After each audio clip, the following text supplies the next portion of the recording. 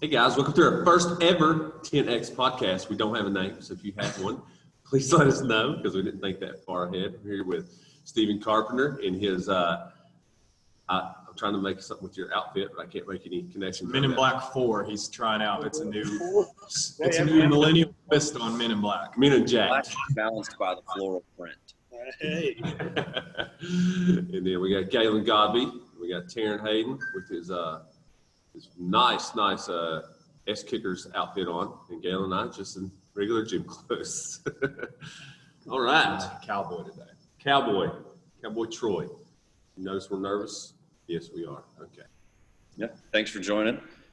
Who knows where this path will lead, but we'll promise to walk as crooked a path as possible, explore all the nooks and crannies, and flip over some rocks and seek out some critters, some thought critters. I think this should mostly be entertaining, so we'll just see where this goes. Yeah, it's not going to be the portal, okay? It's not going to be the portal. Yeah. Don't worry. Our collective IQ might approach his singular one. Yeah, but so let's get started by doing a little bit of background checks on everyone. We'll start with Steve first. Let's go, Steve, to your life story in less than 2 minutes. Got you on timer. Right. Less than 2 minutes. all right, well, here we go. A lot of life to squeeze in. Yeah, let me think. Life story as far as the gym is concerned. I guess I always start out by when I met him. So I met him when he was working at another gym. I won't mention the name. Can't mention them here, okay? So he can mention it if he wants to. But anyways, I met him there. I guess I was 18, so this has been 2008, something like that. Maybe might have been 17. Anyways, when I met him there, I was starting college. I went to Walter State, so right here nearby. And when I was going there, I was also working a full-time job at the chicken factory. Okay, so when I was there, I had also had gained weight to a certain point. I had gotten up to at that point I might have been around 300, a little over 300. So what I was doing was I had decided, even before I met him, I was like, I'm going to lose this weight. So I did it mostly at that gym, or a lot of it at that gym. And again, I had become friends with him, and we were basically discussing what he did to work out, what he did to eat, things like that. So I was just picking his brain, I guess, the formings of a mentorship, if that's what you want to call it. That's what I refer to it as. And then when you guys opened the gym, NFC, I'll go ahead and mention the name, I don't care. NFC. I'll beep it out. Beep. Well, people are going to know after I say this anyways. They wouldn't let me out of my contract. That's what they're known for. So when you guys formed your gym, I don't know if you guys know this, but they tried to keep charging me. They were charging me I want to say $200 a month, because I was getting personal training with people there and everything. And they were like, you can't get out of your contract. I was like, okay, here's what I'm going to do. I'm going to take this debit card and I'm going to cut it up and I'm going to leave. So that's exactly what I did. And you guys have formed your gym, and I took a real liking to you guys. And you guys, just like everybody else, you had good leadership. You seemed like you knew where you were going at the time. And here we are. But anyways, you guys did a great job, and I wanted to go with you. And so that's why I did. I cut up my stuff, went right along, and kept losing weight and kind of into CrossFit, if you will. And I guess the rest is history. I don't know. I'm sure that was over 2 minutes, but that's kind of how I got it. No, I'm kidding. You get Steve. Yeah, now Steve's our manager, head coach in the Morristown location. He's Galen's protege. Works hard. American Open qualifier. What else has Steve done? Regional qualifying team for CrossFit. Got an accolade list as long as Galen's hair. Pretty cool guy. Well, it's not as long as my hair, thank God. In the grand scheme of things, it's not as long as my hair, but in the short scheme. So, you going next? Good, Steve. We'll go with let's get Taryn in here. Taryn, you go. All right. So I'll start mine a little bit further back, I suppose. A little bit younger than all these old folks in here. So, run-of-the-mill high school, graduated, headed off to college. Fortunately, had the opportunity to continue playing a sport. So I always kind of continued to carry a little competitive edge and drive. And graduated from school, jumped quickly into a corporate setting job, which was an eye-opening experience. At the young age of, what was that, 22, 23, somewhere in there. Moved to Jefferson City from Bristol, so went to John Battle here. Moved to Jefferson City after graduating college and getting that job to set myself up into a territory. So I always make funny references on trips with these guys of nightmare stories of this one job I used to have. So they've heard plenty of this stuff. But nonetheless, didn't enjoy what I did whatsoever. It was very fortunate for us, wife now and fiance and girlfriend at the time, Lauren, to bridge the gap from a financial standpoint and allow her to go off to school. So in the interim of working that job, I needed something to fill my time because the weights in the garage didn't get used ever. I'm not that kind of person that is a self-motivator from working out at home standpoint. So joined a CrossFit gym in Jefferson City, which definitely fed the competitive edge a little bit more. And that's what I was looking for. And felt though after a 5-month period, maybe 6 months, I don't remember right off the top of my head, that we had kind of reached the cap on potential there, and had heard really good things about these guys and what they had going on and their knowledge base and expertise in what was turning into the CrossFit wave at the time. So decided to make the move and join the Morristown gym. I think November of 2015, I think is when it was. Does that sound right? Thanksgiving party was too soon. I didn't make it to the first Thanksgiving party. I was still a noob. Remember that. So joined them and moved my way from training consistently and using it as my only beacon of hope on stressful and frustrating sales job days to coaching a little bit on the side, thanks to the offering from Galen and Steve, and then moved it into what I'm fortunate enough to have now, a job that feels like it means something and not just working for the man up top as a number. So here we are. What is it? We're approaching, as of maybe even the next couple of days, the 2-year mark. Yeah, I just now realized that. Yeah, the next couple of days I'll be with the Bristol location as a full-time coach for 2 years. So it's hard to believe that. What's that on time? I didn't. Well, here we are. So 2 years later. 4 minutes. 4 minutes. Sorry, Steve. I got you. There we are. Yeah. Yeah. Been a great ride. We're lucky to have Taryn. It's been awesome. I don't have any of those cool credentials, though, that Steve had. Taryn played college baseball, though, so it counts for something. He's like basically Rich Froning now. So that's what that means. There we go. Oh, for sure. What'd you say, Steve? So that kind of stomps mine out for sure.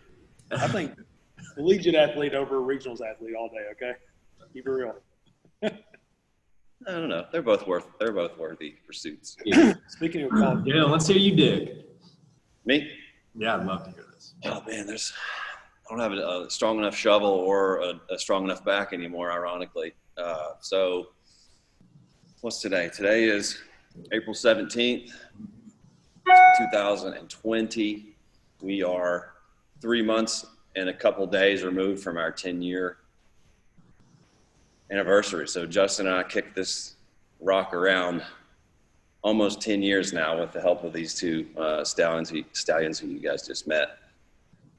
I don't know where to begin, but I do know that my story tracks similar to both of these guys. It was an aimless wandering through a fitness desert that was unfulfilling. So I also was an athlete. I played baseball, chased that idea around for a long time with lots of delusion about higher levels of athletic competition. Luckily for me, I guess I should say, eventually that bubble popped. I wandered into the endless treadmill path that is bodybuilding. And that's actually where Justin and I met. We were both kind of on this. I was 18, ironically, so I was the same age Steve was when he met me, when Justin and I met. So we met at a summer job at a rec park where I was a lifeguard, really responsible, I can tell you that. A lot of irresponsible stuff. That's how our relationship began. So Justin, as you guys know, as soon as you meet him, you'll never forget him. We instantly formed a solid friendship through music and exercise and food and all sorts of other interests. Flash forward, let's see, 5-6 years. Justin had been kind of chomping at my tail to try out this idea of CrossFit. He had seen a movie that I'm sure he'll tell you about, and learned about the actors and how they became as fit, at least looking, as they were. And eventually I realized that this carrot that I'd been chasing so long on the treadmill of bodybuilding was unsustainable. It was not something that lent itself to any sort of fulfillment for me over the term, exceeding. So eventually I took the bait, and he was here in Morristown. Ironically, I was working at the same gym where Steve and I met. We did a workout in the gym, and it absolutely flipped me upside down. It's a classic CrossFit story. I thought I was in shape. I did a WOD. You know, we all had, I don't want to use the wrong term here, but we all used the same sort of lingo. We did a WOD, and it killed us, and the rest is history. So fortunately for Justin and I, we were a little bit ahead of the curve as far as the trend was concerned. Justin's always on the front edge of most of these waves because of all of his research and his just creative brain. So we were both miserable in our current pursuits professionally, and we decided one night, and you may have read the article, in a cabin under the impression of some really cheap red wine, that we could start to change the world. And that's what we did. So we kind of carved out this manifesto of what we wanted fitness to be and how we could help others through the same sort of channel. And obviously that has tacked and turned, and we've made lots of pivots throughout time. I'm well over 4 minutes. But here we are. And I'll hand off to you. I'm going to cue the Oscar music right there. Get him off the stage. It's hilarious. Galen also American Open qualifier, helped on the regionals teams as well. So we're not into the, hey, we gotta compete every year. We used to be. Now it's just like, hey, we just want to be healthy.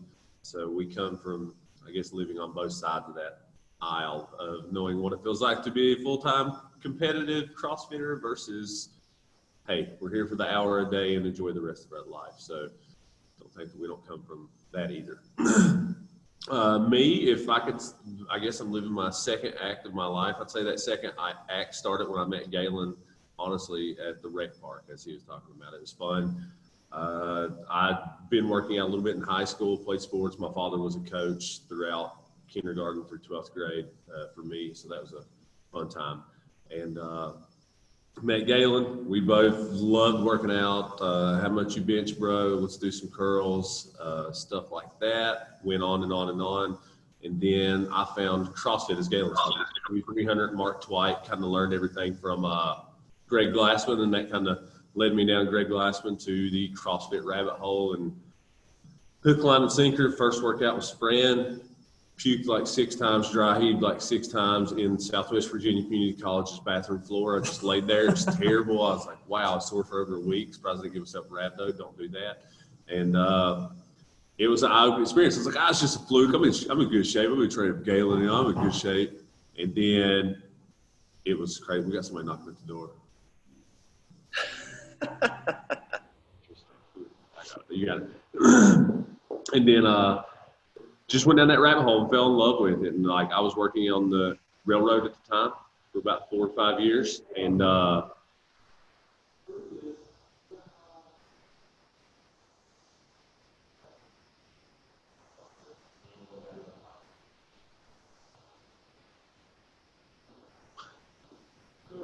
you doing, man? Edit. We got the police here, no lie. What? Out here. No shit. Was you inside? I guess so. This is a great way to kick this off, I think. Because you're not supposed to be open? I don't know what the deal is. This is going in the podcast. That's what I'm saying. Yeah, it's got to. Speaking of that, I'm gonna lock our door just in case. That's weird. Who is it? Somebody you know?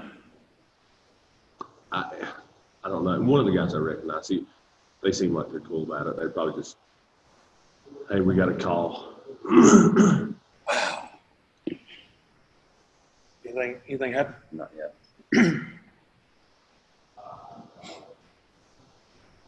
My heart's like, I think 200 beats a minute right now.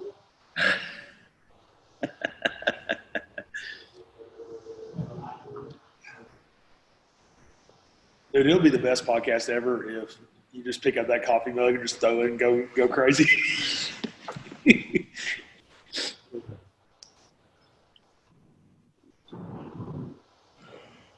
What was that? They got complained that they had multiple people working out here. They weren't working out because we're not an essential business. What? Say that again? 2 police officers received a complaint that there were a bunch of people working out here, and they needed to double check since we're not an essential business. Took down my name and information. So Who would have complained? I don't know. He was Some asshole walking downtown who's like, you know what? They're not essential, but I'm out here just walking like and being an idiot. So I'm going to complain about somebody else. They were embarrassed. They weren't happy that they had to come. Yeah, I was like, all Can we please shoulders down, poor this posture. discussion for this Well, podcast? he's looking there. It's me and him doing a podcast right now, and what they might have come. I was like, did they call today? Because I thought maybe they called another day when we had Lauren or Robin training in the background of our Zoom call. And he's like, no, they called today. It's like, oh, well, here's what we got going on right now. Unbelievable. He's got his running boots on. Yeah. So he got my name and date of birth and phone number, and he's like, I'll just get this so that I can say who I spoke with and I can put it on paper that there was nothing going on. All right. Wow. I'm not gonna give you a hard time. Got nothing to do with you, man. You're just doing your job. Yeah. He said sorry about 12 times. So. Who was it? I know the one guy. I I couldn't see didn't him recognize either of them. One guy. Seen him, out of all things, seen him in state line a few times. Not super nice, like extraordinary guy. Is Yeah. there better technically? We're just bad at idiots. Navigating right now? Good grief. I was about to say, let's just pivot right into this thing. So I'll wrap this up so we can complain about stuff. So Matt Galen did CrossFit, begged him to do CrossFit. Finally took seed, and I lost a best friend as well, and that's when I kind of started pushing a narrative like, hey, I hate my job. I don't want to do this the rest of my life. She passed away, and she just finished her teaching degree and started teaching, like something she loved, because her and I worked together in a previous job and she hated it. So she did what she loved, and I was just like, hey, I don't want something to happen to me, be miserable, and be like, oh man, I got to get to retirement. That's what I got to get to. But I'd rather be happy my whole life instead of waiting till 65 or 60 or whatever it is. So really lit a fire under me, and I'm about as organized as 17 chickens on meth in a feeding coop. So grateful to have Galen to help. So he's the bumpers on the bowling alley lane, keeping me in between the lines when I get out, and we help each other, and I love it. And 10 years this year, and extremely grateful. Yeah. So what about the movement between locations? Well, initial, like, what was the ideas, or how did you guys kick things off from a collective gym standpoint? Hit it, G. It was a strategic move. Obviously, when you're opening a business, you have to think about strategy and in what atmosphere you would experience the most success. Where both of us come from, to put it in rosy colored language, they're less focused on health and wellness and fitness and thriving and economic, a little more challenged than here where we sit now in Bristol and or Morristown. And Morristown was the original location. So it just made sense. There was not one in the area as in a CrossFit gym. There were two in Knoxville, but beyond that, we were the first east of Knoxville, the first affiliate east of Knoxville. And is that right, Jay? Thanks for That's that. K-Town, right? Yeah. K-Town and CrossFit Knoxville. Johnny and Grant, big guys. Yeah. So that, long story, extremely short. That's why, mostly. And then did you guys jump right into building ownership and affiliation? How did that come about? We started off as a 423 strength conditioning because we couldn't afford CrossFit affiliate. We basically funded this through Galen's good graces on some personal loans that he took out on his vehicles. And 423 strength conditioning started that off in hopes to build up gyms in multiple locations in the 423 area code. And we did CrossFit through that, plus a lot of Cathletics, Greg Everest from Catalyst Athletics, really prominent weightlifting coach back in the day. So we did a lot of that stuff. And then, 2012, is that when we affiliated again? I think it was 2000. I think it was the fall. It was right at a year in, the fall of 2011, I think, when you kind of mentioned that's why I call it an identity crisis that a lot of you guys probably question. Are they 423? Are they Five Rivers? Are they 10 Experience? Are they CrossFit 423? So for those uninitiated, the affiliation process is kind of like a lottery. When you apply for affiliation at the time, and to expound upon Justin's idea, we didn't have the money, nor was CrossFit even a household term. So we thought it might not be the best investment to affiliate July 2010 when you use the word CrossFit and it carries absolutely no weight. Preface that with when you affiliate with CrossFit, you're grandfathered in at your affiliation rate. So at the time when we opened our doors, affiliation was $1,000, $1,200, something like that. Jay, do you remember? I think $2,000 when we opened. Yeah. And by waiting a year, that tide had risen. So we then, I think, affiliated at double the price. So it was $3,000, whatever it was, which we still sit at 1 year in. So back to the affiliation naming process. We had just moved into the location where we sit now. So our first location, 1.0, was on a road called Madden Drive. It was a giant space with giant inefficiencies concerning HVAC and power and leaks and things of that nature. So we had just moved. And ironically, the street that runs by the gym, where you guys run 200 meters and 400 meters and all those meters that we run, is called New Line. And it, I think, identified the railroad that we're all familiar with the long chiming horn, as a new line for whatever railroad. Is it Norfolk and Southern here, Jay? Do you know? I think it is, yeah. Anyways, that's the name of the street, and that was our first choice. Our first choice was New Line CrossFit. We were like, boy, sounds kind of like a movie production company. It sounds sharp and interesting, new and line and all that stuff, because we were kind of forging and trailblazing a new line in this fitness world. So that was our first choice. I don't even remember what our second choice. Our second choice was CrossFit 423 to align with our original name of 423 Strength Conditioning. And our third choice is this, what you see over Steve's head, Five Rivers. And that's what we were awarded with, 2011. They're like, here's your choices. Well, okay, we're taking your third choice. Last one. They're like, oh, well, okay. Not to pivot any farther, but I want you to realize that they also have approved some of the worst names I've ever heard in my life. They wouldn't take New Line, but I mean, there's like, not calling people out, but there's a CrossFit Chalk. That's one. That's West Coast. But there are like so many. There's a CrossFit Dentistry. There are some bad ones out there. I mean, there's even worse ones than that, but I'm not going to call people out any farther. So we don't want to dig your teeth in too deep into that. Not only would they not accept that, but they accepted our third choice on our first cast into the water, and then they accepted CrossFit 423 3 years later when we affiliated with Bristol, which makes no sense whatsoever. Well, didn't we just put one choice when we came up here? It was just like, give us three choices. They're like, CrossFit 423. That's all we put. They're like, okay, approved. We're like, what? You remember when we tried CrossFit 1?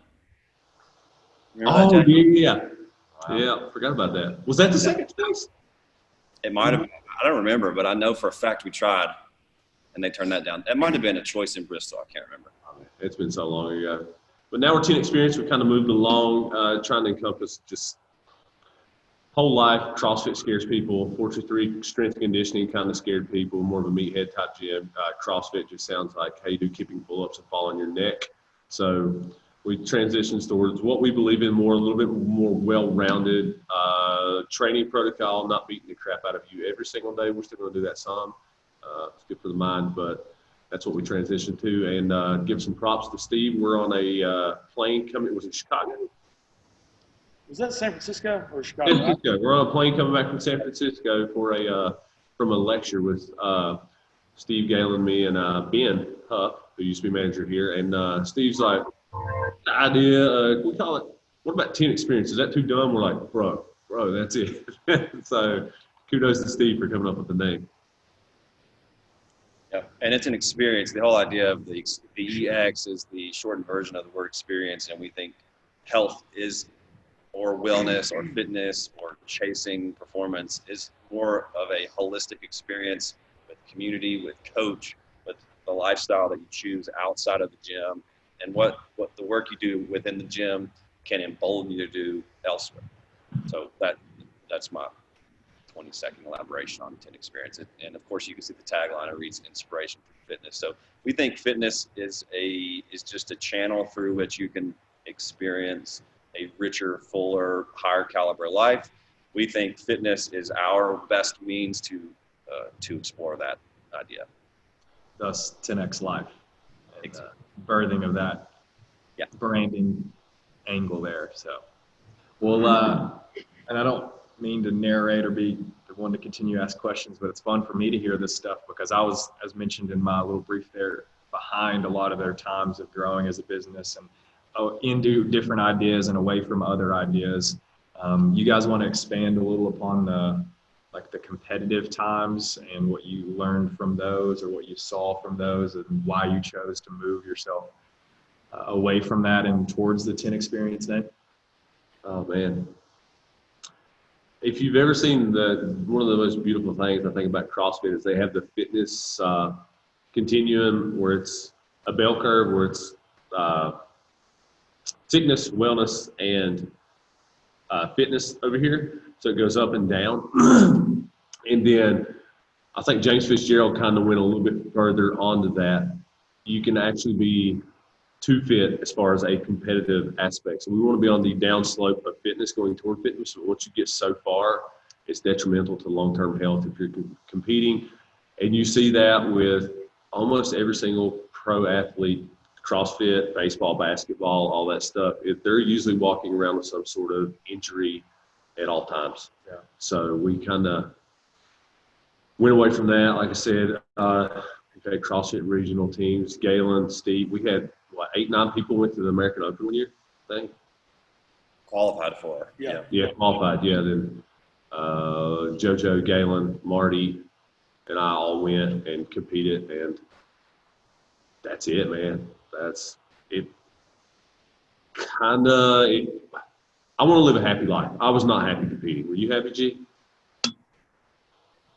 Only in pulses. So it was like living for your next meal, really enjoying the meal and realizing that you had to fast a long time before you had another meal rather than, like you say, some sort of sustainable, healthy, not living a life that accelerates the incline.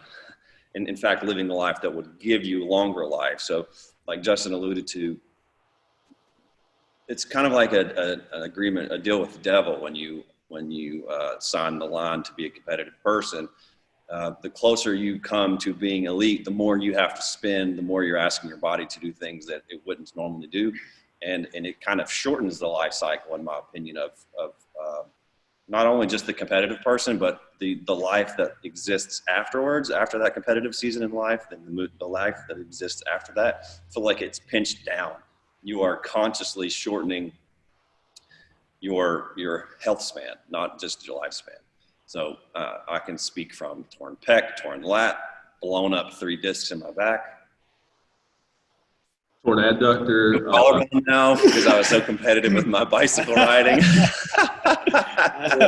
But it was on a bike for time. the what?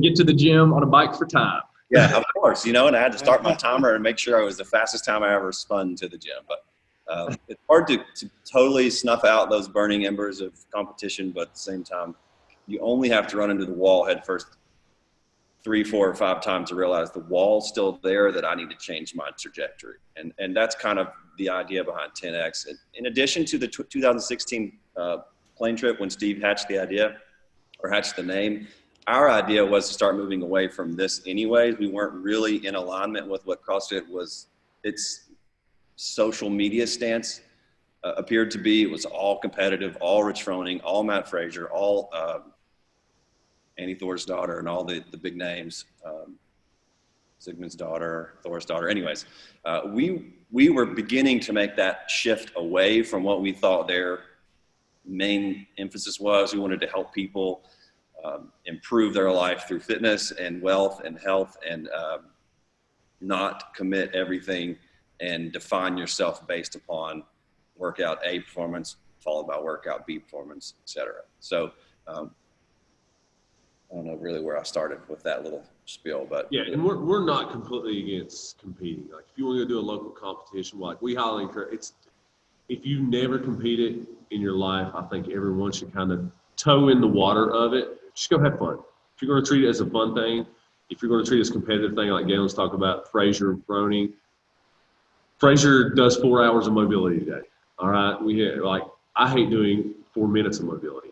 Like you're going to have to put the time into it. You're going to have to work out 6 to 7 times a day. It's his full-time job, and that's why he's the best in the world. So some people kind of think that they can just do 1 hour a day, have a normal life outside of that, and still compete at the highest level. It's not going to happen. But if you want to go have a little fun in a local competition, by all means do that. We encourage people to go to our local competitions around here just to have fun.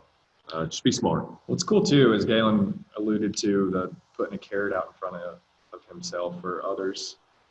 Competition has a unique way of doing that to get people back on track and get people narrowing back in on a goal and move the needle in the right direction again, because motivation fades, but local competitions do a really good job of helping to keep people moving. I think it's really, really cool though that as a business that you guys you've seen those early days, you've had that fire burning white hot, and then you've learned from those experiences. And I think that in turn is really easy to convey to new members, because at least early on, back when CrossFit was even pushing even harder towards the competitive angle, like how many people were you getting in the doors that like had rapid success that then turned into them wanting to be competitive, at least locally, and then they found out quickly that those results start to slowly, as you said, Galen, like the more elite you get, exactly, the harder it is to become better or faster or stronger. And that's where you guys do a good job of probably pulling reins back, because you know firsthand what it was like to run a team like that. There's definitely benefit in those competitive moments and those competitions out in front of people, but the way you guys now have learned and see it as more of a lifestyle improving methodology, and that I think that is where it's huge for you guys in this business. That's the success. I was going to say, I'll just add my 2 cents in. Like you have people that come in the gym that think they're going to go to regionals, and they'll come in just ready to rock, and they don't understand that when you're competitive, it is like these guys said, it's very all time consuming. Like for me, we were training at 1.2 or 3 hours a day. You have to watch what you eat outside of here. You got to go to sleep. You have to, for a lot of people, his wife Trista was on the team, and she's working a full-time job and doing this. And it's just, you don't know what level you have to get to be there anyways. And not only that, imagine that your workouts are not fun anymore. Imagine that you're looking at, okay, I'm going to beat the hell out of myself for 2 to 3 hours a day, every day. And then, most of the time.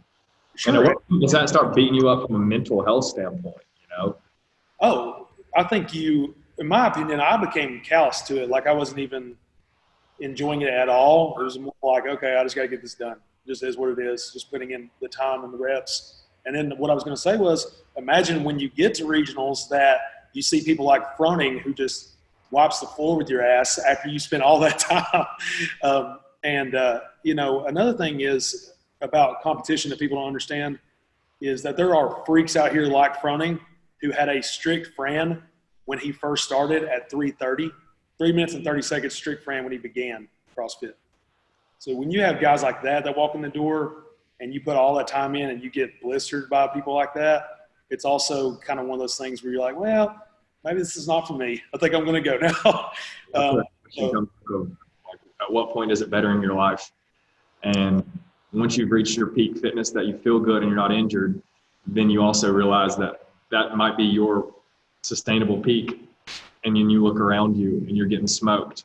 not only are you on the edge of injuring your body from a health standpoint, but you're on the edge of beating yourself up between the ears because you realize that's not for you. And that was something, especially if you were chasing it hard, someone that's dedicated themselves to region. I can only imagine. Obviously, I haven't, never really had that idea or desire, but I can only imagine how tough that would be on someone that was pouring what they had into it to realize. Sometimes there's levels to the CrossFit game. It seems like, and the gene pool might definitely play into some of those levels. And that comes back to like competing for fun. If you expect to go to regionals and win, you really have to do a lot of self-assessing and realize even though we are decent, we're probably not going to the games. And then you have to weigh that out. All right, we're not going to the games. Is it worth it? Me skipping out on social function. That's what I like about the gym. I would much rather work out in a class than absolutely work out by myself. And then when you're competing, you lose that communal aspect, and that makes the gym no fun to me. I'd rather just not do anything. I remember after we had that competition in K-Town that we won, it was me, Bobby, Tegan, and Trista, I think. I wrote an article. I was just like, I'm done competing. I was like, I don't want to do this anymore. And it's just, if you take away the community aspect, that's what makes it special. That's that experience Galen's talking about. That takes away the coaches. That takes away the friends you work out with, the ones that talk during announcements. And I don't want to take that away. I'd much rather have that. Yeah, it's like Galen was saying, the rewards come in pulses. And then after that, you get to thinking, like Terrence said, you're beating yourself up to not get to the levels you want to anyways. You get small pieces of satisfaction when you beat, I'll be honest, when you beat people, locally or whatever. But I feel bad for the people that are in the middle, not the Fronings and the Frasers, but the guys that get close to them. A, they're not making any money. B, they're beating the hell out of themselves. And then C, they're not getting the full satisfaction because they never get high enough in the rankings. So to me, that's when I look back now, I think, man, a lot of time maybe in a way was wasted on that pursuit. And then I feel bad for the guys and gals that are trying to pursue it now. That's just my thought though. Yeah, you just use your fitness as a diving board to whatever you want to be good at. That's what we want. If you want to, Taryn wants to be the best landscaper in the world. He's going to have a strong back and a strong deadlift to hold that shovel. Yeah. And it's not, and I don't want to sound as if we are all frowning upon competing, because I do think it's healthy just to dive right in. How do you learn to surf? You're wiping out hundreds of times in a row before you kind of learn to balance and figure out where the safe spot is for you. There's a quote I like, and I'm sure I'm butchering it, but it's something approaching, the sculptor finds the shape of his soul in the marble. So you have to dig in to whatever it is. You have to fully commit if you want, and then learn who you are in the process. For every mile you travel, I think mastery is realize there's an extra mile that you're adding on. As you're approaching this mastery point, it takes that much more energy, and it's kind of the reverse compounding effect, where at first your curve is really steep. It's like every week you notice a big change in your performance, but then as you start to approach that peak, everything flattens out, and it takes so much more time to have incrementally more effect on yourself and what your goals are. And it's funny, Justin's mentioned James Fitzgerald, OPEX or OPT, the original big dog, the first CrossFit Games winner. We attended one of his certifications around the same time that we were hatching the idea of changing our name. I think it was in the fall of 2015, and it was in the spring-ish when we changed to 10X. But this was nearing the final days of my competitive world in weightlifting, and I think I was a month out. We were a month out from the American Open. For me, it was like the beacon for everything that I trained for since injuring my back and tearing up my pec and all this other stuff. It was like I could see the finish line. And some of you guys may have been around at Bristol. We hosted a gymnastics seminar. And for whatever reason, my brain still says you're a gymnast, even though you've been training exclusively to be a weightlifter. And I ended up injuring my lat, screwing around on a bar muscle up. Anyways, we were in Florida at this seminar, and I was talking to him during a training session about, hey, how would you do it? Would you compete? Would you not compete? And he, like he always does, he summated it in just like a nutshell. And he said, Well, he asked me a question, which is what he generally does. He said, "Are you making money to be a weightlifter?" I said, "No." And he said, "Well, then why are you spending all your time here?" So long story, really distilled into a simple lesson. It was providing me nothing but stress in the form of physical stress and mental stress, and it was not supplying me with any sort of sustenance to exist beyond some whim of a competition. So yes, I competed, but he granted me this instant of clarity upon which has helped me determine what kind of training I need to do from most of the days after that time. So do it, but if you do it, just realize there's lots to be learned, good and bad, in my opinion. Don't frown upon it. Is it Gregory McNown? I think that's his name. That has the one.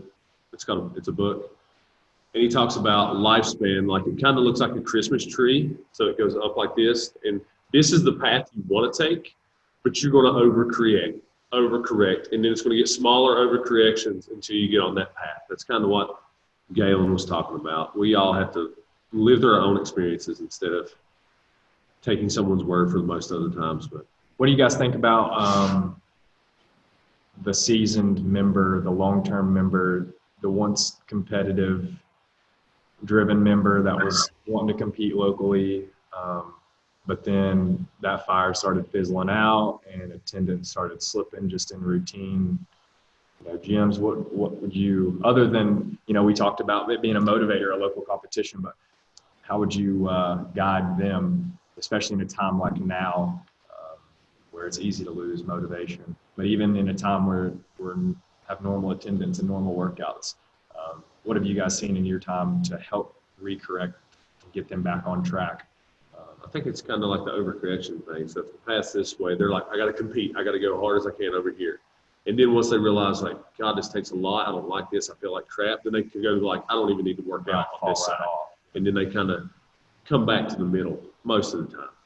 Is that probably more of a personal dig for someone to be able to notice their trim lines here and make sure they're getting back in the middle, or how would you guys? I was going to say competitive people, at least my exposure of competitive people, they won't completely quit something just because they can't be competitive at it anymore, because it's kind of hard to kill that spirit. Does that make sense?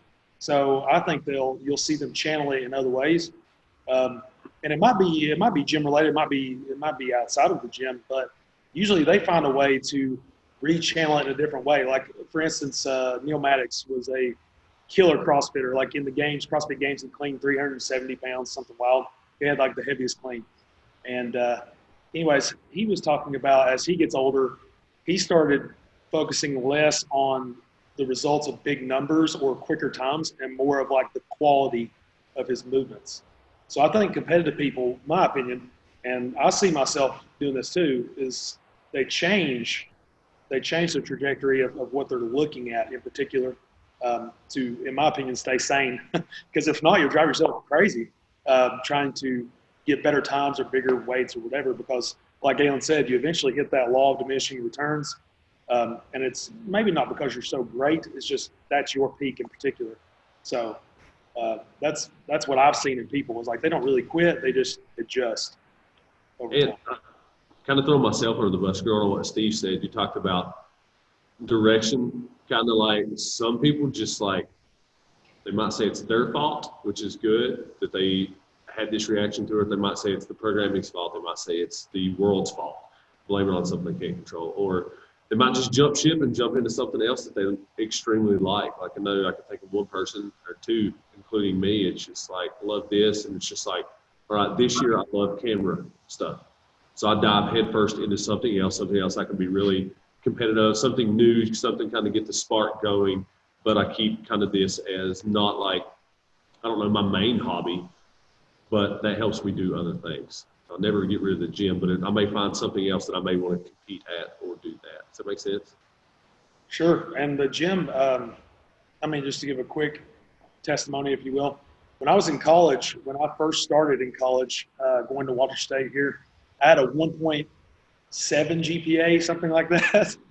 And I started CrossFit with these guys. And not to sound cliche, but it changed my mindset to think I have to really work hard to have the rewards that I want to have. I can't just stumble into those rewards.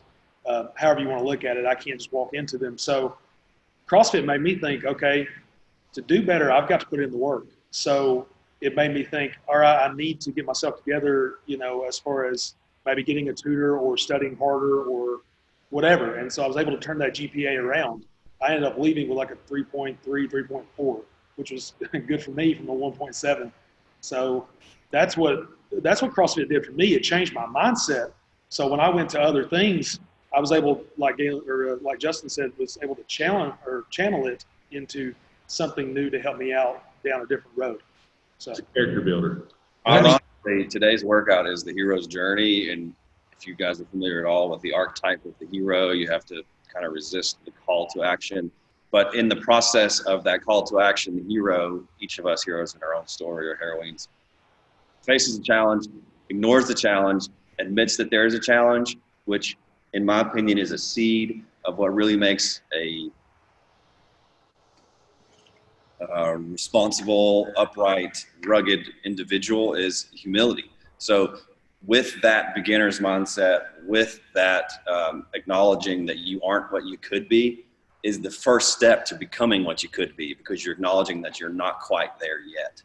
So that's kind of all inbuilt into the kernel of what CrossFit is, in my opinion. If you are daily exposing yourself to things that are hard, that force you to struggle, that force you to fail sometimes, it can echo out into things like school, things like Justin learning how to be basically a professional photographer, things like Taryn deciding that he wants to do whatever Taryn wants to do, or you or anyone else. So I think the initial hiccup for us all to begin this kind of training is a sense of self-examination and understanding that there's something that we want to do, there's something that we want to become, whether it's faster or lighter or healthier. We're acknowledging that we're not that right now, and acknowledging that it requires some sort of amendment in our behavior to start to march towards that.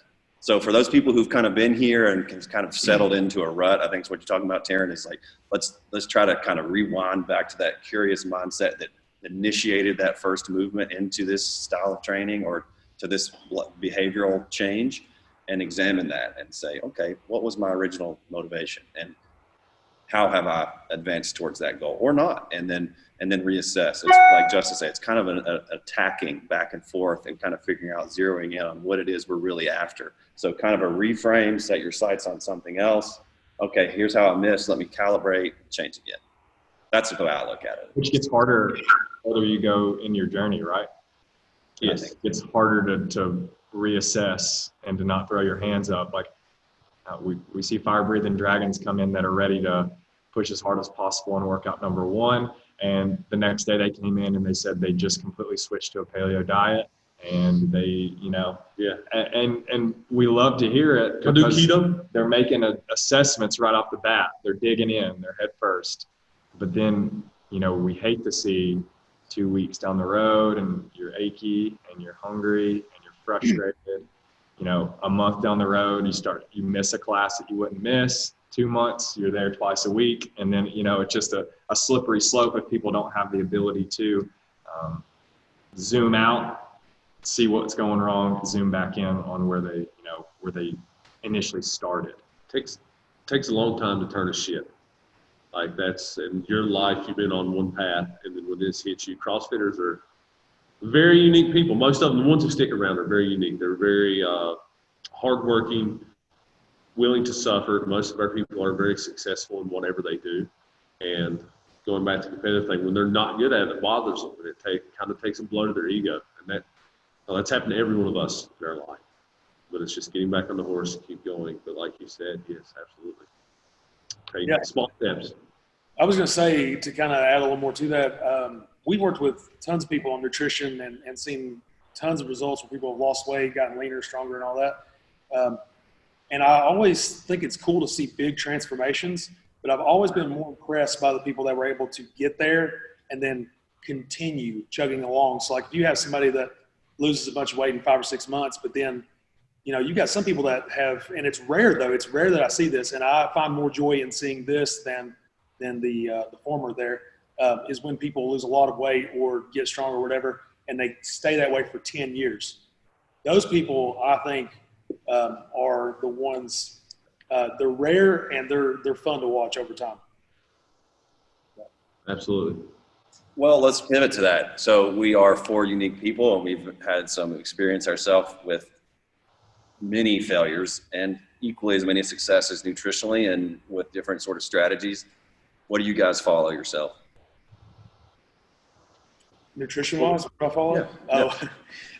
You don't have to give us the full, Sure. bibliography, but where do you sit now on the spectrum?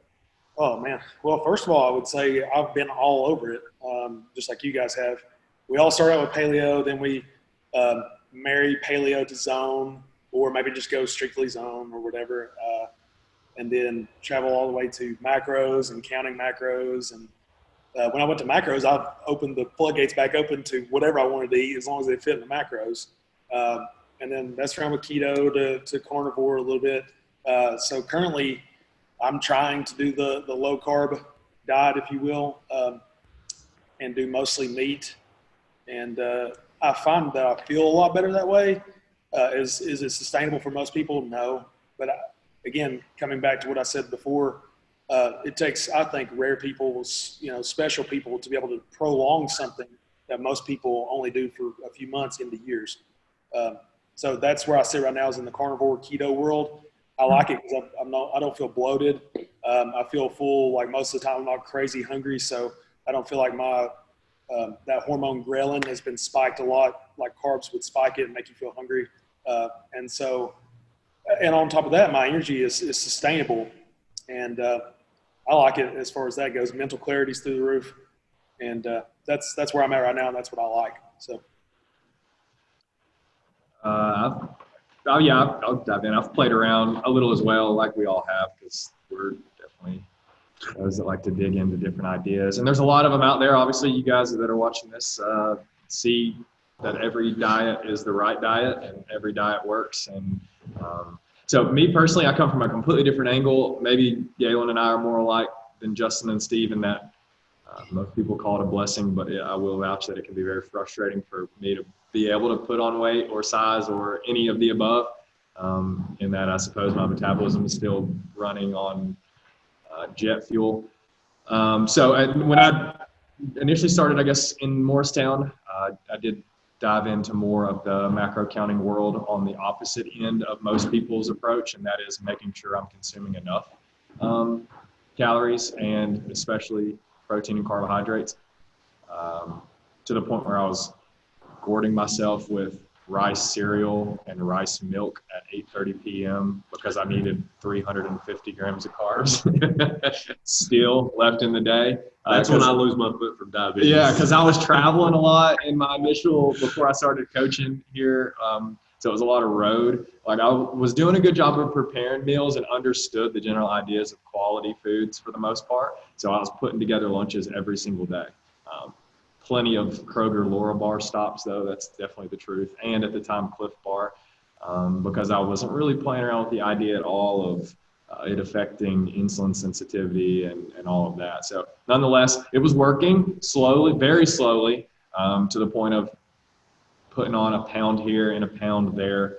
But it got to be rather burdensome to eat like that. And also knowing what I know now, kind of glad I faded away from it, in the sense that those late night, oddly timed, ridiculously high carbohydrate laden meals were probably not the best from a hormonal standpoint. But nonetheless, so got really kind of out of that, accepted, I guess, what I am from a build standpoint a little bit more, and really focused a little more on how I feel and performance and mental clarity, as Steve alluded to.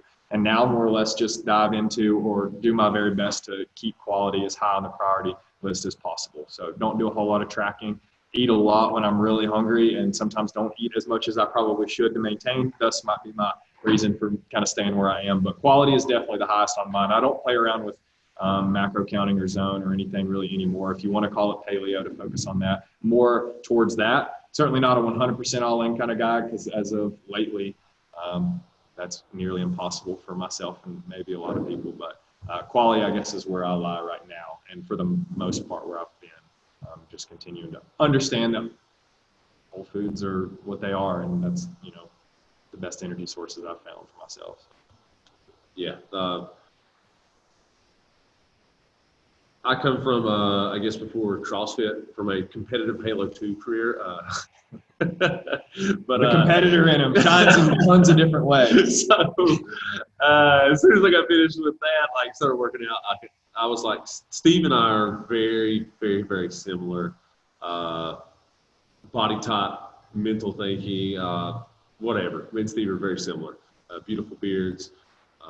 But I went from all that stuff to not working out to weighing almost 300 pounds to CrossFit, as we were talking about that avatar earlier of like, all right, I'm going to do CrossFit. I'm going to read everything. I remember staying up till 4 a.m. reading journals. I signed up for CrossFit Journal, $19 a month. It was just like, I'm reading all this. It's like, all right, they say zone, I'm going to do zone. So I got really heavy in the zone. I think at that time I was maybe 265, 270. Ended up getting down to like 218 on the zone. I was miserable, but that's kind of how I swing. I overcorrect. And I've done everything from low carb. I think Galen and I were doing carnivore before carnivore was carnivore, because we were really poor and living off thick burger patties at Hardee's back in the day with mustard and hot sauce on them. That's basically all we ate.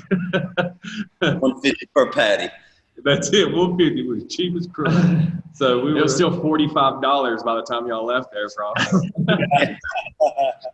Oh man, we would do that back in the day, and I've done everything from keto to a low carb to paleo to zone. Currently doing zone, 21-ish blocks, 22 blocks a day, 5 or 6 days a week. I lost 7 pounds the first 2 weeks of the quarantine, and I had 3 days of crap, and I gained 5 pounds of that back. So I'm back on the train, and zone keeps me in the rails.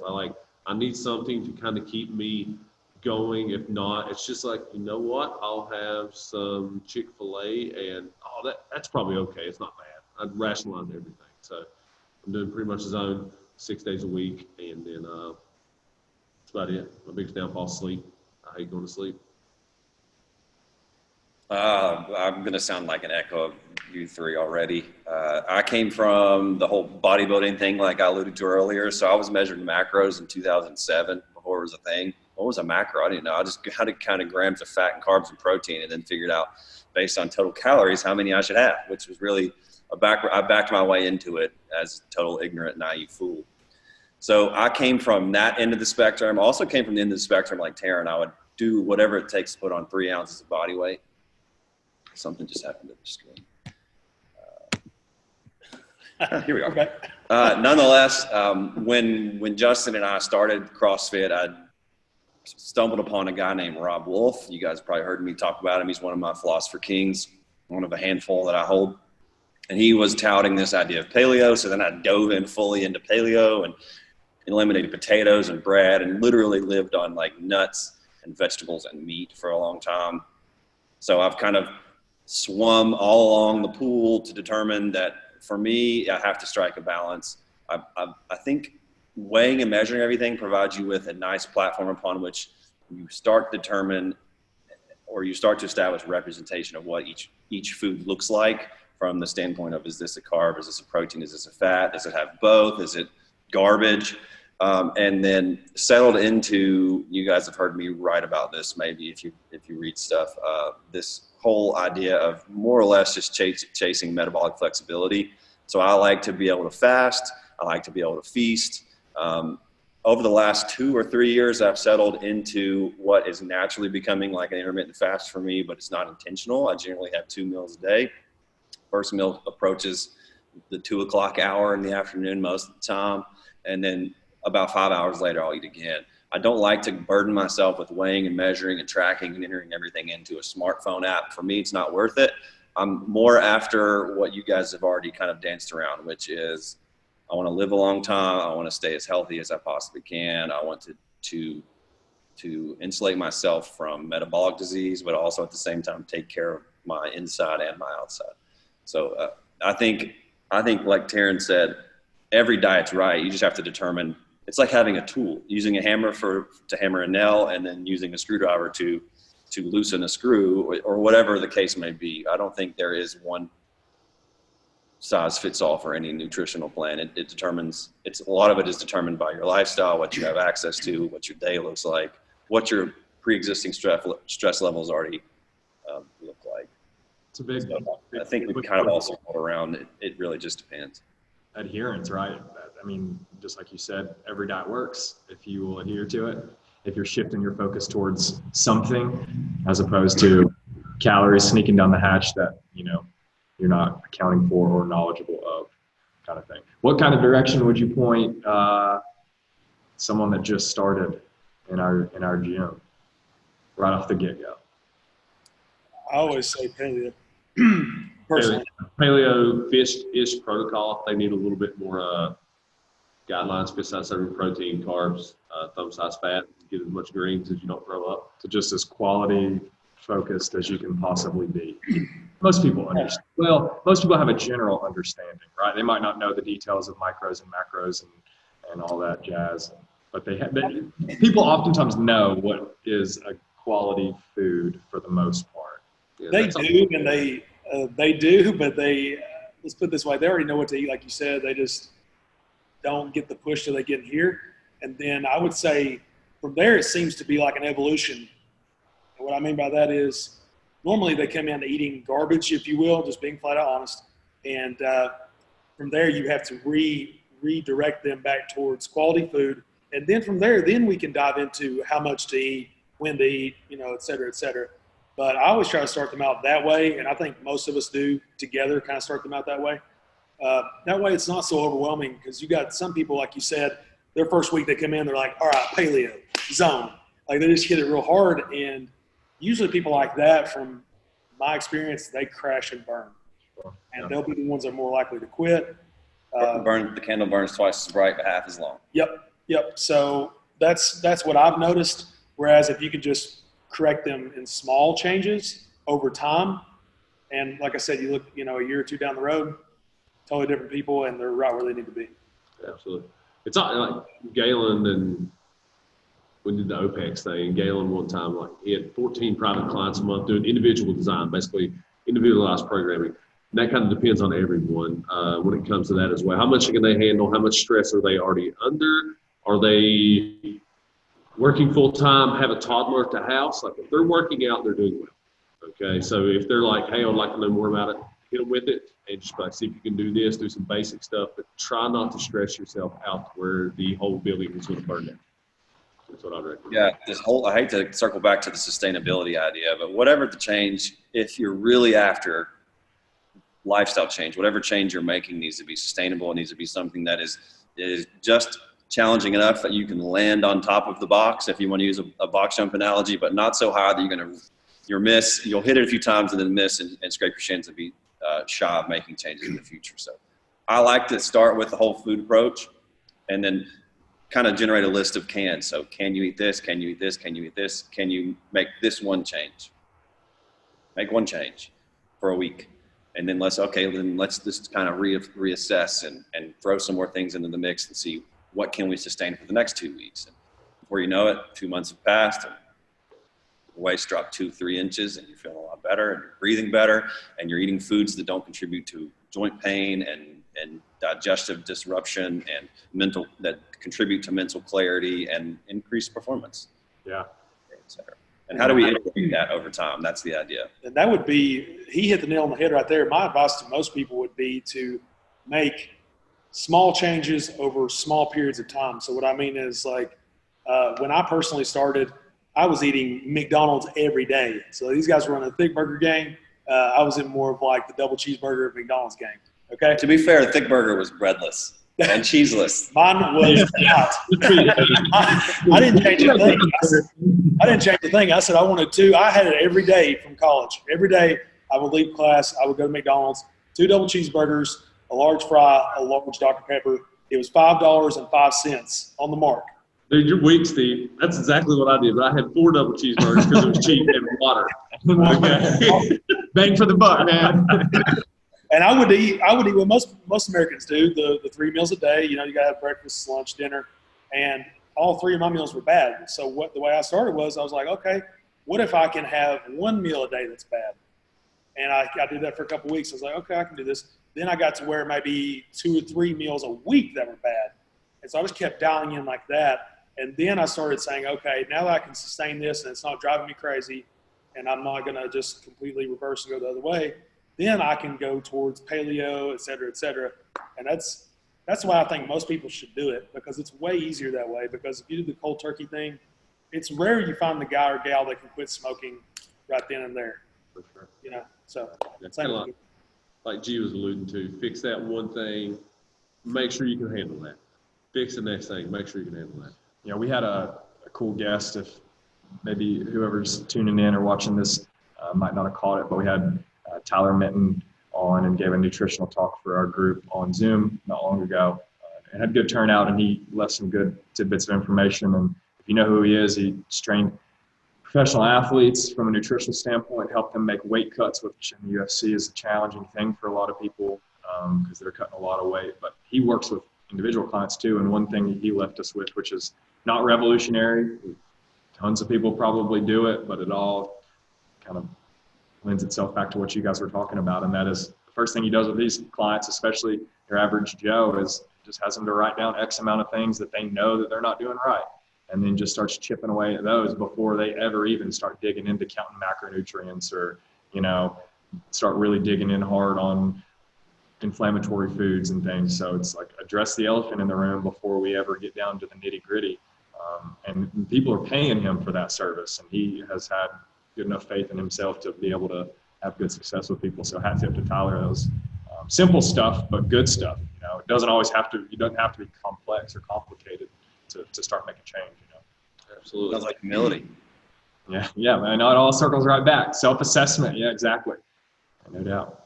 I think so too, Taryn. I thought that was such a perfect pin in the big problem with most folks is just acknowledging that there are many problems. And let's just takes it and spins the script of them coming to him saying, help me. And he turns it and goes, help yourself. You know, let's make sure that you're in it and able to help yourself before we ever dig into the nitty gritty. Do we want to dig into a very short or brief kind of state of the union? I know we saw some cool information, fingers crossed, shared as we Subject to change. Subject to change, but hopefully start ramping things back up or moving towards a ramp up towards the end of May, or in some cases maybe early May. You guys want to? G, you sent that message or text to us last night. You want to talk about that? Yeah. So again, today is the 17th of April. Yesterday in the presidential address to the nation about Corona and COVID-19, the president addressed a return to normal. And I don't know if anyone said it, but I want to call it the Great Reopening. Why not call it? Let's put it on a title. Phase 1 of his Great Reopening. Of course, there's a set of criteria that must be met first for a state or a local community. In other words, trending on infection rate, on deaths, on hospital beds utilized must be trending down, I think, consecutively for 14 days.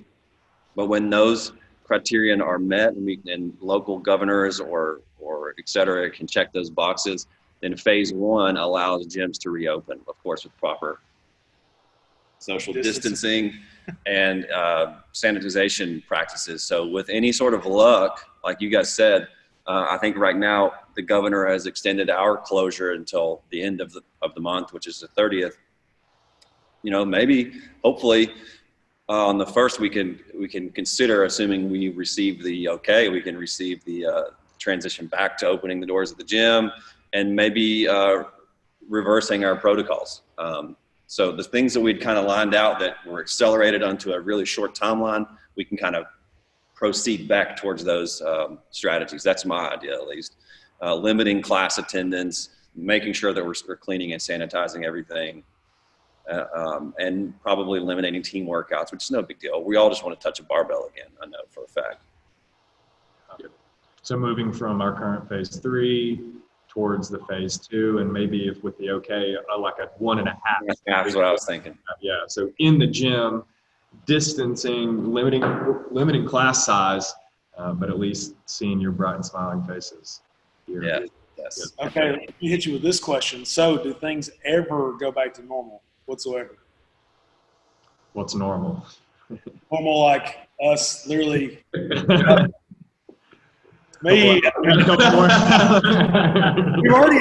already moved over to. We're kind of talking about the coronavirus. We're just dancing around it. But I didn't know. I thought I might throw out the question: do you think we'll go back to the normal gym? You know, mixing up with your friends, working out, team workouts, et cetera, et cetera. Might as well address it. What do you think? I think so. I hope so. I think so. I don't know what it'll be, and I don't know what it'll look like, and I don't know if it'll be just because, hey, we've done this long enough. We let everyone go back. Coronavirus has spiked again. Whereas there's no way we got to get around this. We just got to do what we got to do. And if people dies. I think that's going to be. I think it's going to be hard. Like, I don't know. Like you said, Wuhan. I think they released today that they're 50% more deaths now. After they said that they didn't have any new cases. So it seems like it's just going to be a constant up and down, but it's China, so freaking knows. And something I didn't mention about that phased program from the president is it is more surgical in its approach rather than saying everyone can work or everyone stay home. It is kind of individualized to the area, and it suggests that those at risk stay home. It suggests that those under the age of 45 without all the compounding factors of risk return to work. It seems like a much more, we've talked about ends of the spectrum. It seems like kind of like the golden mean where the economy doesn't continue to tank and we don't continue to just expose people who are fragile to the virus. So in my opinion, it's a pretty happy median. I'm satisfied with it. So basically, it sounds like New York may not go back to work, but West Virginia most certainly can. Sure, yeah, and to piggyback on that, if there are members, if you are a member who is uncomfortable returning to the gym, don't feel as though you have to. You know, we can certainly discuss strategic approaches for each person on an individual basis, what they're comfortable with. And we could still do there at the end. I guess we were in phase 2 when we were doing our workout, or maybe phase 1. We were limiting class sizes or whatever. We had an at-home workout, so if you want to stay at home, we'll obviously still kind of cater to you all, the ones who are at risk. So the best thing is, man, be healthy. In Tennessee, we have 100 and some deaths, I think, if I'm right, maybe a little more than that. I can't remember. But anyways, under 40, there's 3. All right. And I'm guessing that those probably had some underlying health assessment. So take care of your body. But I just hope it doesn't shoot back up once people get let loose. But if people still going to the grocery store and touching everything, that's just like a cesspool to me, it seems like. And people are still going, and it's not doing that bad. So how do you avoid it? You know what I mean? It's like, it's exactly what you're saying. How do you avoid it? And then think about this. I mean, I assume the stock for Lysols went through the freaking roof as is. And those materials only work as long as the surface stays wet. After that, you're kind of right back to where you began as far as touching it and things like that. And you can, that's just science. You can look that up. And so, you got to wax off all day. That's what I'm saying. You would have to have somebody constantly there re-wetting that surface. Yeah. So, like you said, how do you, and I'm not trying to dig us in. I feel like I am. I'm not really trying to, but I was just curious what you guys thought about, what can you do? It seems like it's something you cannot not fall into, It's the largest gray area I can think of in history. It's just like there's no definite right, there's no definite wrong. It's just like, what are we doing? It's just Charlie problem in real life. What's that, G? It's that Charlie problem in real life. Yep. Do we pull the lever and kill these people, or do we not pull the lever and let these people die? Yeah, absolutely. It's a moral dilemma. You want not easy. Short-term heartbreak or long-term heartbreak. It's just you're gonna get heartbroken somewhere. That's what it seems like to me. This may not even make it in the video, but Probably not now. I can censor that. Yeah, totally. It just seems like that's what you're pitted against. You definitely don't want to feel like you're sentencing people to death. And that's what I think a lot of people, or at least media, will make you feel like you're doing when you say we need to go back to work. It's like, okay, well, now you're insensitive. Depends on which channel you listen to. What? Depends on which channel you listen to. Very true, very true. which in my opinion, I'm like you guys, we've been talking about business off and on. We've talked about obviously nutrition and training, but we've talked about our business, and I'm business oriented. And so to me, I think, I always think the worst, because I think when you say recession, it might have only lasted a month or two, but for some people, this is the death of their business. It's over, period. They won't be coming back. They might be coming back to the market in a different sector, but more than likely not, period. And then on top of that, recessions actually usually take years to get over, no matter if they only lasted a month or two. And so that's what I start thinking about. And I think about there are worse things than death, and my opinion, ruining people's livelihoods over something that almost seems inevitable anyway would be a big, big travesty. And so I'm going to go back with Galen and say I like how the surgical approach, the term you used, I like that a lot. But it just seems like there's some things in this we can't avoid.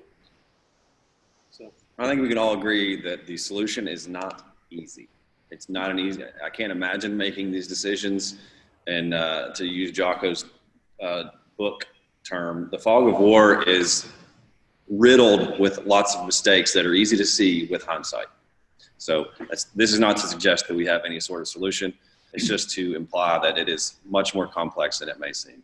Well, and to add another thing, to be quite honest, it looks like the experts don't look too expert-ish, in my opinion anyways. It's almost like, okay, here's the projection based on this model. Well, then about 2 weeks later, if the model was wrong, the projection was wrong, and we based economical, strategy on that. And so now we're deeper in a hole that we know it's going to be really bad versus something that this person said could be the case and ended up not being. So that's something I think is, like, just kind of adding on to you, it just seems like not even the experts even know what to do. And so I don't know what to say from there, but It's a crapshoot for sure. that's what scares me. What scares me the most is not the virus itself, which, easy for me to say. I'm 29 years old, but I have family members that fit the criteria to get it. So I'm saying it both ways.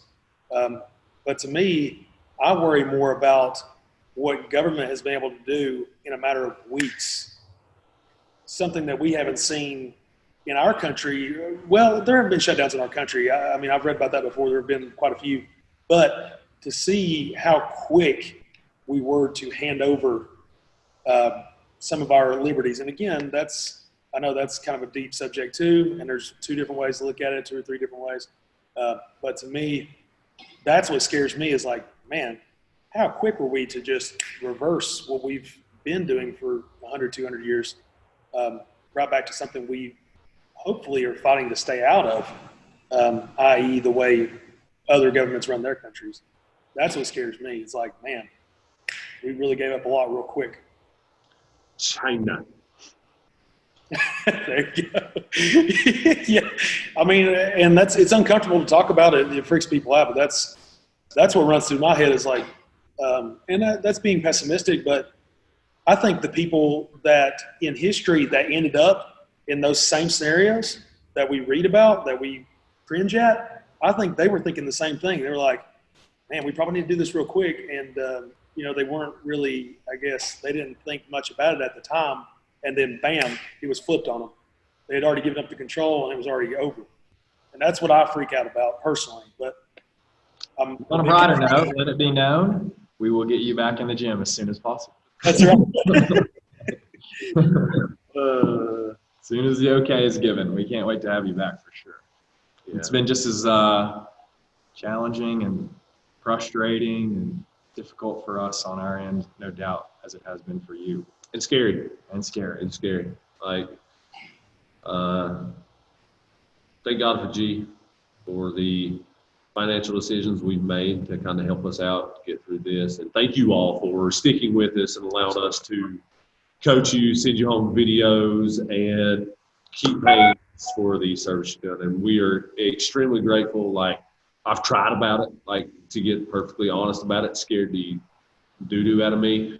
But I don't know, I'm tearing up right now. But it's just like, thank you all. Thank you a ton. Yeah, we realize you're making an investment because everyone is standing on shifting sands. So who knows what the future holds. But we know that we have your best interest in mind ultimately, and hopefully, like we've written and like we've talked out and like you've experienced, that shows through in our behavior and our seeking to better serve you, even in weird times where we're communicating through a screen. I'm still not acclimating to this yet. It's so bizarre to even to consider that this is a podcast, or consider that we are now approaching a month of online service. So like Justin said, thank you so much from the bottom of our hearts for continuing to trust in us and continuing to support us with your time and your money, both, and your support and your love and all the other things that make our community, particularly create the recipe for our community that is so fulfilling and sustainable. So. All right, guys, end on a lighter note, let's do some rapid fire questions. You good with that? Yeah. Yeah. All right. Fast questions. Favorite color? Taryn, go. OD green. Galen. Also green, less OD, but green. I'm a green guy. All over. Stevie. Mine's blue. I won't just put a specific blue. I'll just say blue. Blue. I'll say black. I love it. Boxers or briefs? Taryn, go. Briefs. G. Boxer briefs. Oh, come on. Like long briefs. You know, whatever, Taryn. And like long briefs. Taryn's like, and like Speedo. cotton compression shorts. Pope would say pump right now. Are they OD green briefs? No, but I need to invest in a pair apparently. Yeah. Steve. Oh, briefs for sure. All day. Gotcha. Have you ever used a bidet? Taryn. Seen one, been around one, never used it. I was intimidated. Galen? I didn't know which way to face. You thought it was an eye wash station? I got soap in my eye. I've never used one, nor have I ever seen one. I've seen one. I've seen one. I never used it. Cuddler, Taryn. Yeah, sure. Little spoon for days. Galen, no. Steve, no. Lauren's twice as strong as me. Yeah, I'm cuddler. We're cuddlers here in Bristol. Not a hugger though. I'll leave that to you. I'm a hugger. That's going to be the death man. That's how we'll get COVID. I'm going to hug someone. That's what it's going to be. Cat or dog? Dog. Galen? Whatever's loyal. Yeah, that's tough. I feel like cats don't care anything about you. Like, No. if you think you're dead, You're their servant for sure. the dog, I think, would freak out and probably have a heart attack on his own. So as far as the demeanor of the animal, Steve, this is rapid fire, bro. a cat. I'm gonna say cat. Damn, I didn't think that. Writing a novel over there.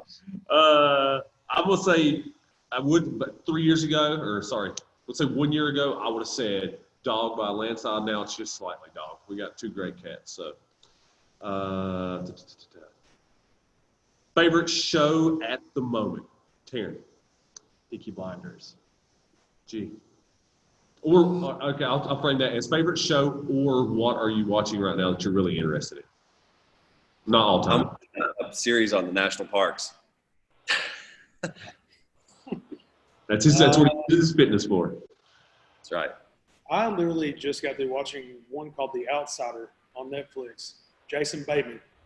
Pretty legit, based on a Stephen King novel. Ah, awesome. We just got finished with Tales from the Loop on Amazon Prime. It's like a physics show. It's kind of Black Mirrors. There's not a lot of happy stuff going on, but it's a drama. It's really interesting. Basically, a genius physicist takes over a town like he's the leader of it, and they do a lot of really cool things there. But it's really good. I did rewatch The Punisher. I'll keep it real. I did just get through with that too. Favorite show all time is Hell on Wheels of all time. Hell on Wheels all time. Galen, favorite show all time? You got it? Probably Breaking Bad. Breaking Bad. Stevie? True Detective. True Detective's there too. True Detective, Yeah, it's no good doubt. too. The first The season. original. Yeah, thank you. I'd say Peaky Blinders probably. I'm Hell on Wheels, Peaky Blinders. Depending on how Peaky Blinders ends in the 6th season, if it's the last season. Luther, another one, Netflix.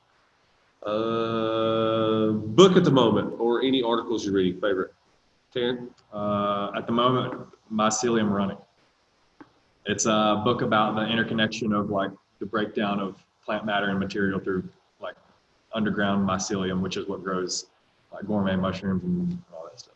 But you didn't know you had a genius right here. No, it's unique. You should check it out. Paul Stamets. Joe Rogan's had him on some. He's cuckoo. But That's awesome. We're reading The Road, Cormac McCarthy, for book club. I'm about halfway into that right now. I'm embarrassed because this is my ADHD coming out, but I'm listening to about 3 different audiobooks. One's called Fake Money, Fake Teachers, Fake Assets by Robert Kiyosaki. I love business books, and he wrote, I think, the best business book of all time, Rich Dad, Poor Dad. I guess entrepreneurial-wise.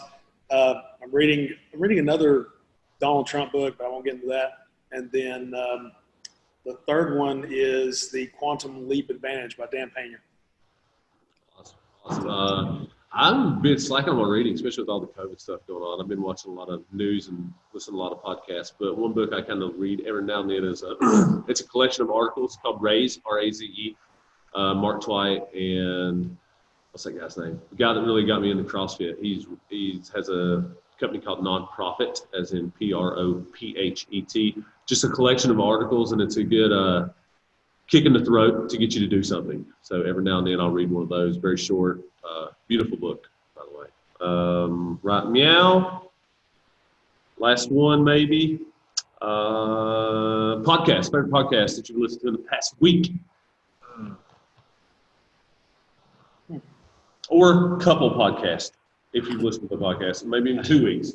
Well, within the past week, we're narrowing our scope. I haven't been listening to podcasts as much, but Joe Rogan just had Chris D'Elia on again, and I'm halfway through that.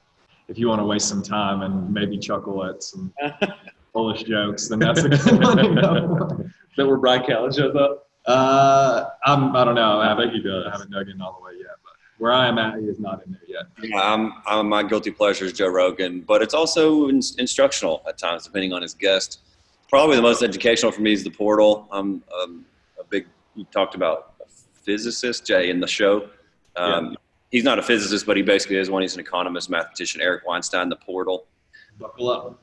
Takes some serious focus for me. I'm not operating on the same level as him, but I like to pretend like I could if I had him to stand upon his shoulders like giants. Podcast-wise, I love Joe Rogan just like these guys do, but I like a lot of London Real. They just had a guy on there who was – I told these guys he's all in these conspiracy theories, but it's still entertaining to listen to, and especially when he's able to connect the dots decently well. And Grant Cardone, I love listening to his podcasts, but again, that's very business related. But those are my 3 guys usually. Yeah, I would have to agree with it. Joe Rogan's amazing, just because he has such a haberdashery. Everyone, he has everyone. And Eric Weinstein's getting really well with getting different people on. I've listened to 2 of his podcasts in the last 3 days, the one with James O'Keefe and the one about Jeffrey Epstein. So very good. Very good. Like I said, Terrence said, strap in. Dude is light years ahead of my thinking. Like I'm blown away. I have to stop and look up words via Google because I can't remember. But Eric Weinstein's really caught my attention, and those same nonprofit guys listen to him. I don't agree with about 50% of what they say, but they at least do make you think a little bit. That's a good reason to listen to him then, right? Yeah. Sure. Yeah, I get irritated sometimes, but it's How stress-proof are your own ideas? Michael Shermer. Who's Michael Shermer? I was listening to that. The Skeptic. He's the editor of Skeptic Magazine. Okay. Gotcha. I listened to the first 30 But he minutes. thinks Epstein didn't kill himself either, spoiler alert, and he's the world's most pronounced skeptic. Well, I think that's Spoiler a alert. pretty much consensus of everyone besides some of the news people. That's about it. Guys, I had fun. Yeah, This is good. This was cool. Yeah, it was fun. Thanks for listening. Thanks for doing this, Jay. We may get a little bit more tech savvy down the road. This may end up on some Chinese backdoor site with their credit card info and passwords, depending, since Zoom's not that secure as we've learned in the past few days. So we may be switching platforms. But guys, again, as we said earlier, I can't thank you enough. We love you, Def. We miss you. Wish you were here with us. That's it. Taryn G, Steve, you got anything to say? Oh, echo that. Absolutely. Can't wait to have our first our first workout back in the gym and the throwdown that's hopefully going to ensue whenever we can get back together in large numbers and have a good time. I can't wait. Yeah, and I don't want to drift by Bristol's 7-year anniversary. Yeah, we'll have to circle back to Kind of that. drifted right by there, so it's something we need to circle back to and make a point to celebrate. Certainly. Yeah, so thank you guys. Like these guys said, thank you for tuning in, and hope to see you soon, and hopefully our first workout sprint. We're just gonna do some heavy deadlifts, some power cleans. Just all barbells. Yeah. We'll do Linda when we get back. That's what we'll do. By the way, I love the Without the body weight. Yeah. Got it. yeah, I love the Linda workout that day. By the way, it was so fun too. I'm still sore from it. Cheers to that. All right, guys, we'll end it here. Thank you. Signing off.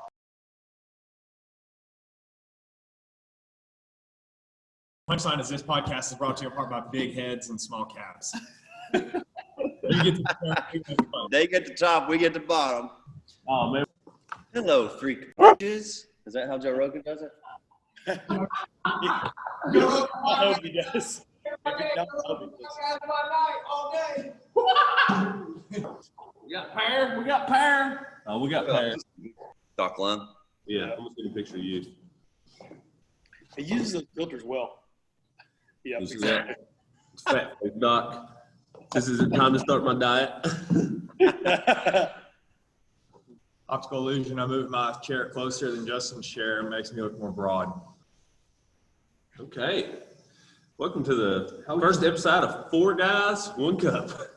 Oh, God. Oh my God.